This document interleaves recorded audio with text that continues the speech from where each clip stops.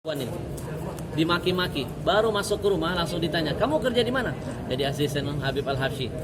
Oh, kamu jangan GR ya, kamu datang ke sini bukan karena saya minta, tapi karena anak saya, dan itu pun belum tentu kamu jadi menantu saya. Dihina anak yatim ini. Iya pak, nggak apa-apa, yang penting saya bisa silaturahim.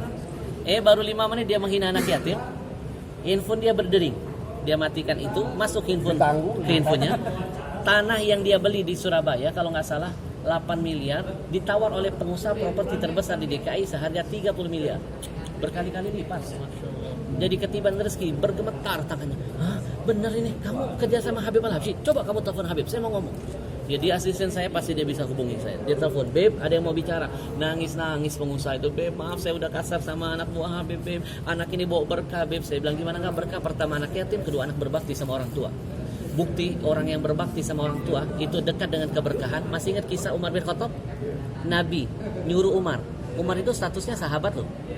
Disuruh Nabi minta doa kepada orang yang di bawah levelnya Umar, namanya tabi'in. Umar, kalau kamu nanti ketemu lelaki yang namanya Uwais Al-Qarni, kamu minta doanya. Karena doanya tidak pernah ditolak oleh Allah. Nah yang nyuruh Nabi, kenapa Nabi gak nyuruh Umar minta doa kepadaku? Kenapa disuruh Umar nyari anak yang berbakti sama orang tua? Umar itu sahabat. Salah satu sahabat yang Allah takdirkan jasadnya bisa mendampingi jasad Nabi dimakamkan di Madinah, nggak sembarang loh, nggak sembarang.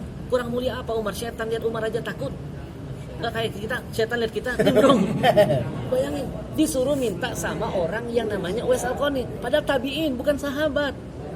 Dia nggak pernah lihat Nabi kok, statusnya tabi'in. Kenapa? Karena dia berbakti sama orang tua, derajat yang mengalahkan semuanya. Bayangin, saya bilang yang kamu hina itu anak yang berbakti sama orang tua. Kamu tahu setiap bulan dia bagi gajinya untuk orang tua. Menangis tuh orang itu minta maaf sama saya. Ustaz, kalau begitu segera kita nikahkan. Kalau baru masuk saya udah kediban berkah, apalagi kita nikahkan. Jadi singkat cerita, 1 minggu berikutnya dinikahkan dulu. Saya datang ke sana, kaget dijemput pakai mobil Alphard masih plastikan. Saya bilang, Farhan, dari mana mobilnya? Dari hadiah mertua.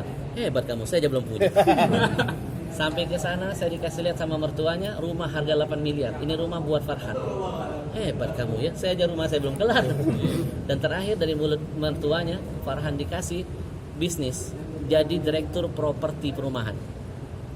Dari tukang ojek meningkat derajatnya menjadi properti direktur. Kenapa? Karena dia selalu menciptakan senyum di hati ibunya. Ayahnya meninggal, gajinya semua dia kasih ibu. Jadi antum kalau pelit sama orang tua rugi.